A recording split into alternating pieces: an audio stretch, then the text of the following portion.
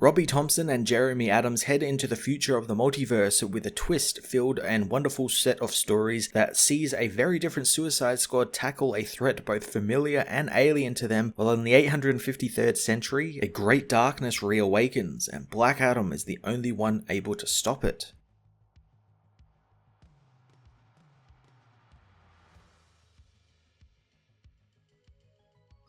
Robbie Thompson headlines the book with probably the most twist-filled Suicide Squad book I think I have ever read. Not only is the team on the cover a complete red herring to the whole book, but they are actually kind of the antagonists of the book, and not only that, we learn the story isn't even set on Earth Prime, it's set on Earth 3. I thoroughly enjoyed Thompson exploring these little twists and the reveals that were handled extremely well, as was the introduction of the Justice Squad, the team seen on the cover, all led by Connor Kent's Superman. I enjoyed there being no illusion as to why Connor was chosen for the leader of the team. It's absolutely because of his Luthor genes. That is made extremely clear throughout the whole book, and I'm looking forward to him having to wrestle with this idea that he has to be either a Luthor or a Kent, and I'm looking forward to seeing if he realizes he doesn't have to be either of them, he can be his own man. The big reveal that the team is actually on Earth 3 since Amanda Waller has escaped Earth Prime is a lot of fun, and again, adds this really great world building sort of story lore to it, since why did Amanda Waller exactly escape Earth Prime? What did she do that was so bad that made her have to turn to the multiverse to leave Earth? And I'm intrigued to find out, since this connects up with Bendis' Action Comics and the upcoming Crime Syndicate book in a lovely little piece of connective tissue that I'm really looking forward to exploring more in the second issue of this series, as well as the Crime Syndicate book and wherever else these teams might show up. The book of course does have a actual Suicide Squad in it, and it's a Suicide Squad that's kind of moving towards that movie synergy sort of thing with James Gunn's Suicide Squad movie, since we've got a Peacemaker-led team, and I'm really looking forward to it because that was an interesting team dynamic, and I like that they're framed here as the actual heroes of the story for a change instead of the actual villains of a story. Jeremy Adams, meanwhile, delivers a fun look into the far, far, far future and a return of the Justice League 1 Million team, who really aren't the focus of this story despite the story beginning with them. Instead, Black Adam is the focus here, and the book is another setup, much like the recent Endless Winter, to give Adam a more heroic aspect to him, or paint him in a bit more of a heroic light. But I like that here it's gone too far that way, and now Adam is basically a pacifist political figure, which leads to a fantastically organic way to continue the lore building that Future State Timeline has been really excelling at, specifically with how magic is now gone from this universe and technology has taken over in its stead, leading to the 7 deadly sins and other forces being able to just steamroll themselves through the galaxy and destroy everything, including Superman Prime. Adams does a fantastic job selling a more gentle Adam as well. Even when he gets his powers back as well at the end of this issue, it really isn't an angry, vengeful Black Adam like we're used to, and it's actually painted in a way that he's finally learned that that isn't the way to use his powers, and that isn't the way to react to things, since it's just a constant cycle. So it's interesting to see him actually develop as a character where he's usually quite stagnant, but for good reasons. It's definitely something I'd like to see explored more, and hopefully we get some of that in Infinite Frontier with him joining the Justice League. Art on the book was a little bit of a mixed bag for me. Javier Hernandez headlined the Suicide Squad portion of the book, and while I absolutely love his designs for all of the characters, all of their costumes look great, and all of the unique takes on the Justice League that was skewed because they were all kind of villains was really quite cool. However, how he drew those characters I didn't particularly like, especially since it felt quite rough. Specifically the faces, which at oftentimes looked like an afterthought, and sometimes they felt a little bit too small for the actual head that they were being put on. Fernando Pasarin, meanwhile, drew the Black Adam story really damn well, giving us some fantastic epic in scale pages, which is very fitting for a Justice League 1 Million story set in the far future, where you have things like the planet Mogo, which is a huge watchtower now for the JLA, and all these demons and stuff coming out of portals in space. It all looked really quite fantastic, and even better with Jeremy Cox's colors on top of the art, which were beautiful and bright and vibrant, specifically the Superman Prime pages, which were this lovely warm gold color all the way through. Future State Suicide Squad issue 1 was an awesome, surprisingly twist-filled set of stories that subverted my expectations on what I thought was going to be a run-of-the-mill Suicide Squad book. Adding multiversal shenanigans to the Suicide Squad along with a Superman trying to find his way in the world is as fantastic as it gets, and a more heroic Black Adam take and a far future filled with no magic is really quite an interesting way to take a far future story as well. And I'm looking forward to seeing more of that explored next issue and in Infinite Frontier. I'm going to give this issue a 9 out of 10.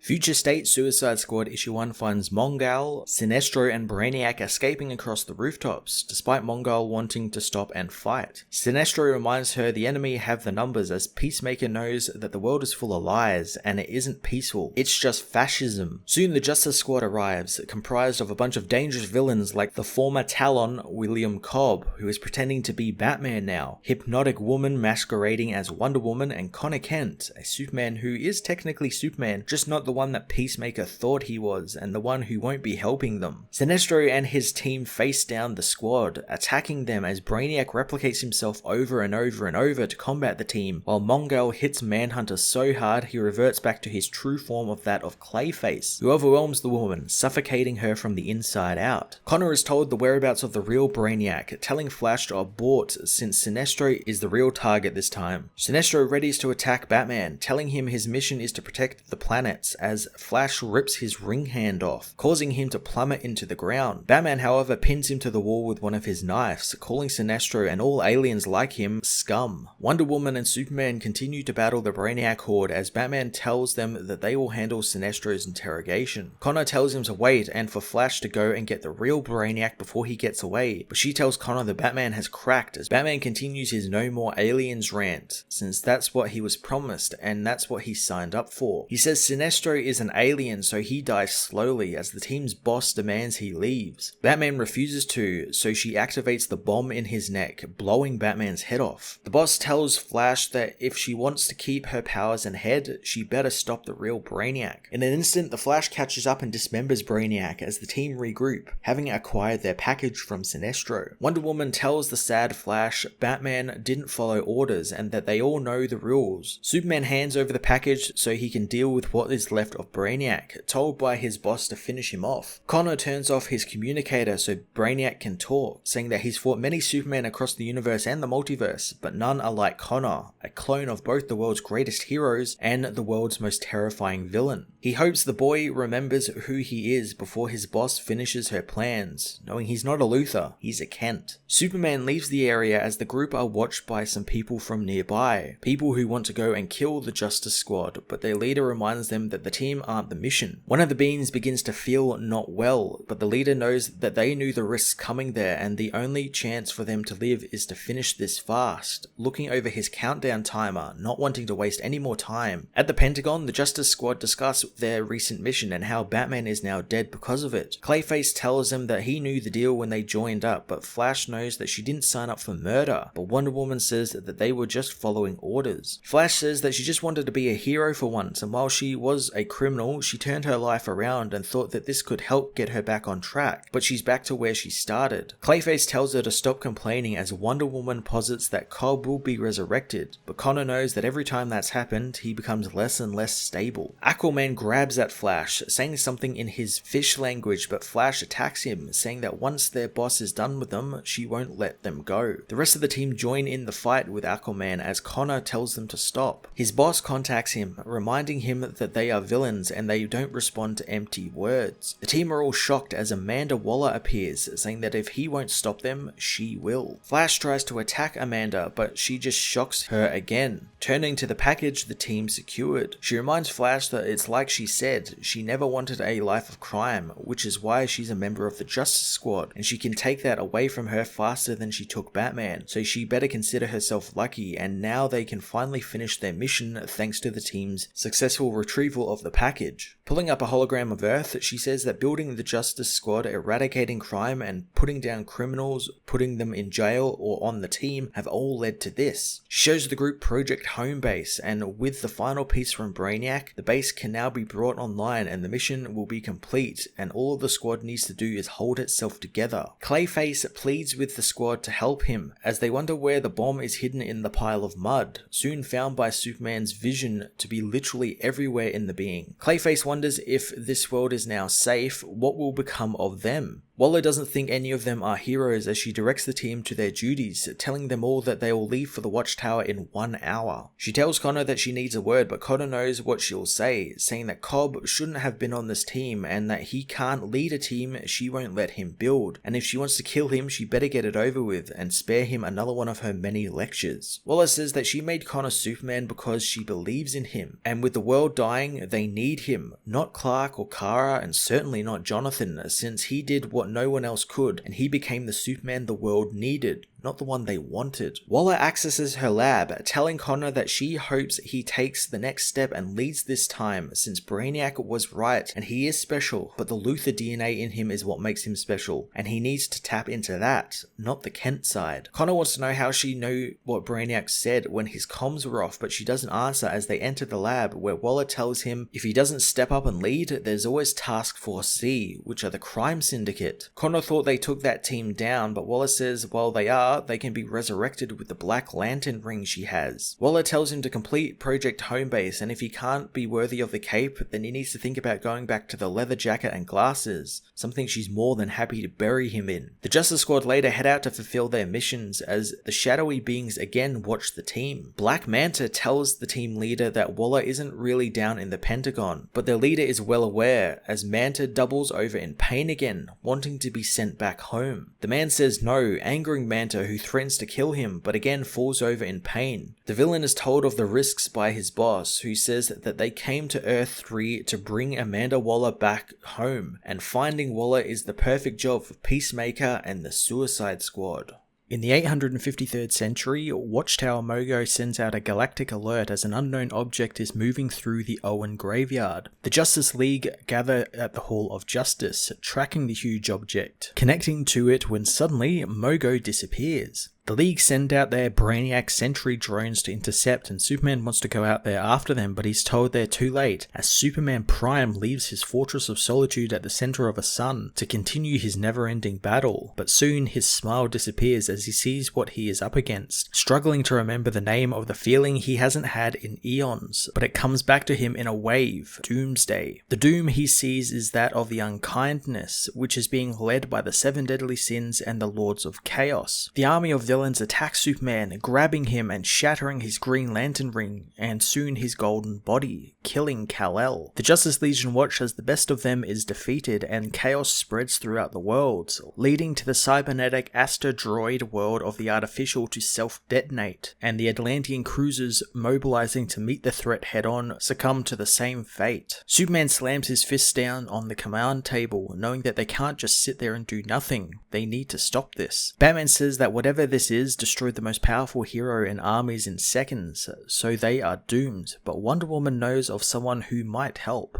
The heroes head to Earth and to Kahndaq, learning the place is restricted space as something begins targeting them. Wonder Woman contacts the nation, telling them to tell Teth that she is there to see him. Wonder Woman explains to her friends that they are going to see Black Adam, the man she has been in a relationship with for the past few centuries. Batman, however, knows all about this, hoping Wonder Woman's secret can help them. The heroes descend into Kahndaq, finding it eons ahead of anything like they've seen before, and none of it was done with magic, since Teth gave up on that a long time ago, and it's all the same tech that keeps him young. The team head to a giant pyramid where they are met by Teth's servant Mitchell, who is glad to see Diana again. He directs them to the garden, sending them through a series of pocket dimensional rooms until they arrive there, where Teth gleefully welcomes the princess and her friends. Adam knows all about the problem the heroes face, but he isn't sure how he can help, since he's not a king anymore, but merely an ambassador to the Kahndaqi Senate, and he knows of not one thing that could stop this. Suddenly, the garden is attacked by the 7 deadly sins, who break in through the barriers. The League defend themselves as Teth says that the sins' touch is infectious, warning Flash Flash not to let Sloth touch him. Adam is grabbed by Wrath, pulled high into orbit where they crash into the OWAC satellite. Wrath touches Adam, whose lust for battle comes rushing back, causing him to let out his famous magic word, returning magic thought long destroyed to Black Adam. The League meanwhile are overcome by the Sins as Adam arrives, roping them up with his lightning and casting them out into space. Wonder Woman knows that something is wrong with the League as Adam tells them they are not the League anymore. Superman, Flash, and Batman have all been taken by the Sins, so grabbing his servant and Diana, Adam rushes back through the dimensional doors, sealing them behind him with his magic. Adam knows that will only hold them for so long as Diana asks if Kahndaq has anything that can weaponize, but Adam knows that there is nothing that can destroy his sins since Kahndaq, like the rest of the universe, has forgotten magic, meaning they will probably die. Diana refuses to think Teth will just give up on himself, her, or Mitchell, but Adam knows this isn't new to him, as long ago a wizard imprisoned him within the Rock of Eternity for thousands of years, with only a small brazier for light, where he prayed for death to take him, but when he finally escaped, he raged and fought, just like she wants to fight now to regain the life stolen. He knows it's all for nothing though, and life is cruel. He reveals the garden that they were in was comprised of flowers, each representing the past relationships, friends, lovers, and more he has had, all of who died in front of him and in sometimes made him wonder what was worse, the years of darkness spent in the temple or the thousands of years after it, watching those he loves die. Diana knows he cannot give up and they need to live for their child. Adam knows that that's impossible and Diana agrees, but it's the truth, despite her being a literal statue. But whatever magic was left in the universe has decided to grant them one final miracle. Mitchell asks what they can do and Adam knows that they will do what they must to see their child lives as the sin-possessed League blasts through the door. Suddenly, a bright light appears as the Gold Beetle arrives in her ship,